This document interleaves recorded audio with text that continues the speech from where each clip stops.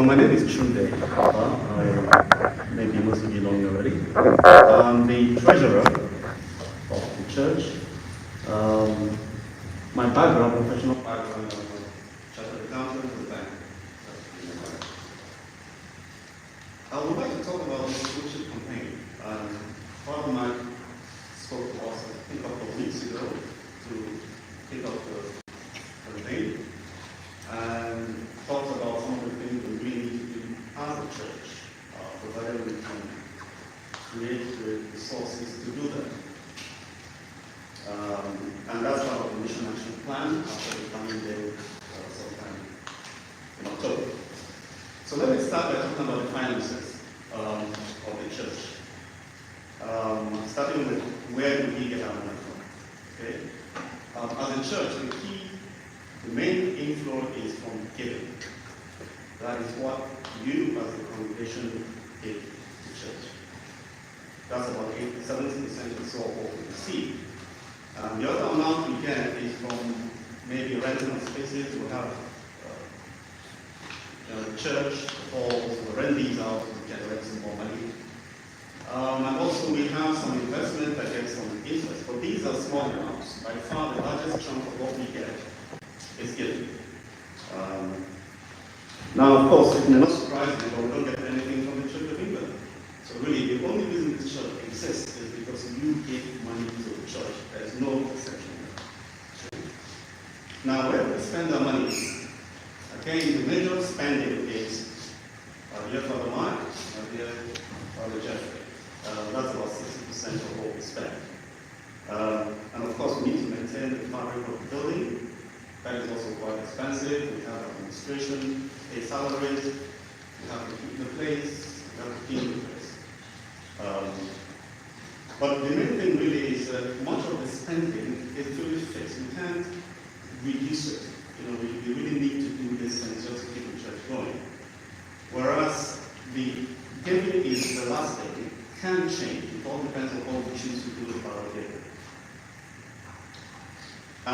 Now, another part of the outgoing, which is fixed, is what is called the quota. We pay to the Church of England an amount every year. It's about £26,000 a month, 30,000 euros.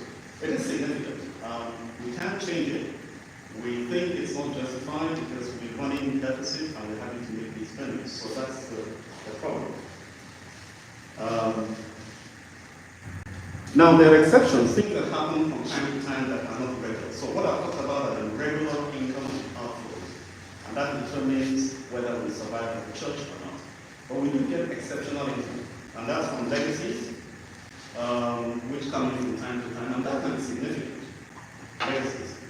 The other thing that is also exceptional is if we have to do a major refurbishment or something that is unexpected to do with the building. So those are the two things that can happen from time to time. Now, let's look at what our numbers are for this year. The given is 110,000, which is about 70%, and all the other items I mentioned coming in is about 50,000 for 2024. In terms of outgoings, the clergy expenses, which is salaries, pensions, and the rest of it, is about 102,000. The fabric, 93,000, and other expenses, 45,000. Now, what that does is that we have a deficit of 110,000. Okay, we have basically an unsustainable figure. Every year we spend more than we get, and we all know from our own finances that nobody can survive doing that. But that's where we are as of today. So in order to understand how we got here, let's look at where we were 6 years ago, say 2018, just to give us an idea of what has happened. Now in 2018, the giving we had was 130,000. And right now, remember I said 110,000, so that's gone down quite significantly.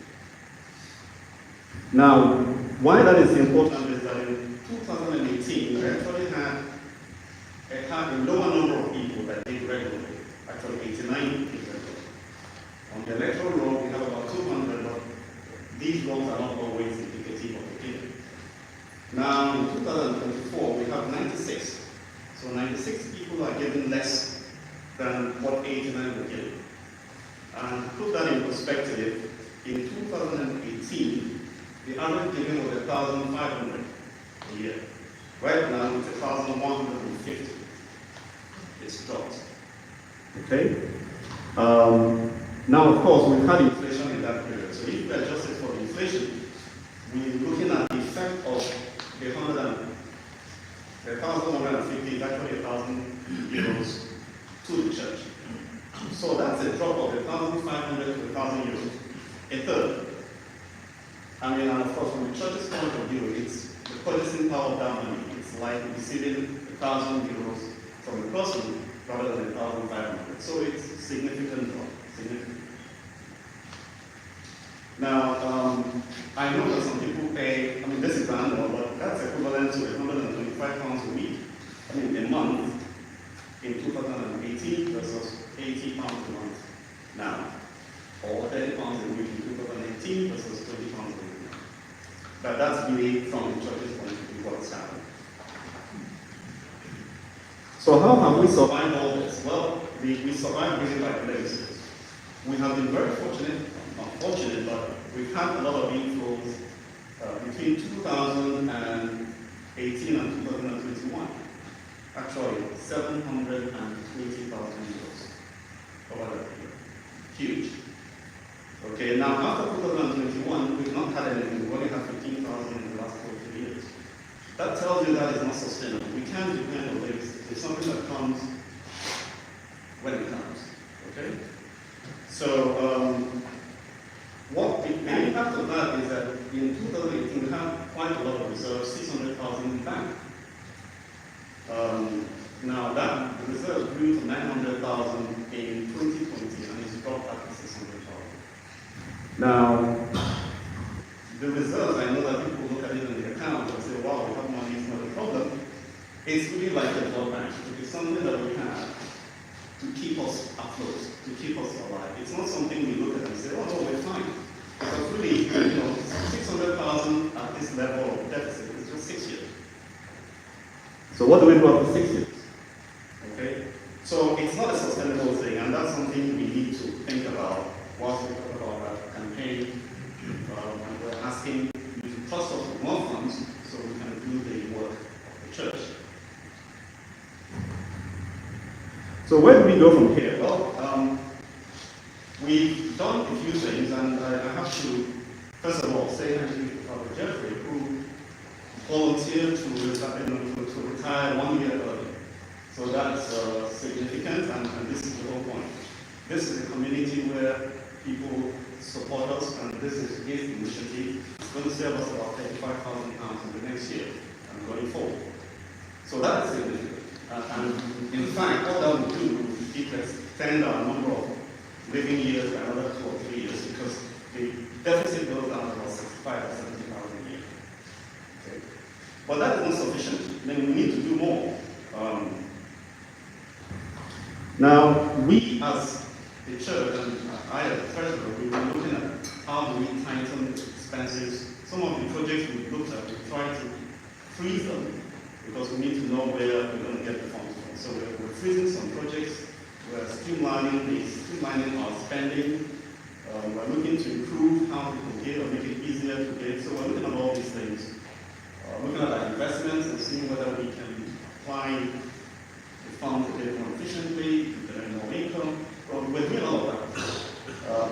But those are not going to change the picture.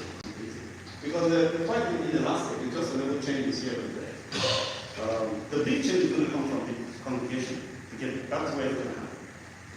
And that is why we want to get back to you to look at how we can improve, look back on your giving and see to what extent you can help your church. And remember, this is your church. We are the ones that have to keep it alive. So it's not like it's going to come anywhere else. Okay? So to conclude, I just want to say that maths is a funny thing. If you give 30, the church receives 30, and you reduce it by a third, that's 20. Now, to go from 20 to 30, you have to increase it by 10, which is 50%. So even though we've lost a third, we 5% more to get the church where it was in 2018. That's the point. So it's just for you to think about it as I invite my dear friend, Patrick Sweeney, to talk more about pledge issues and that's all that happens. Okay. So yeah, that's it. Thank you very much for listening and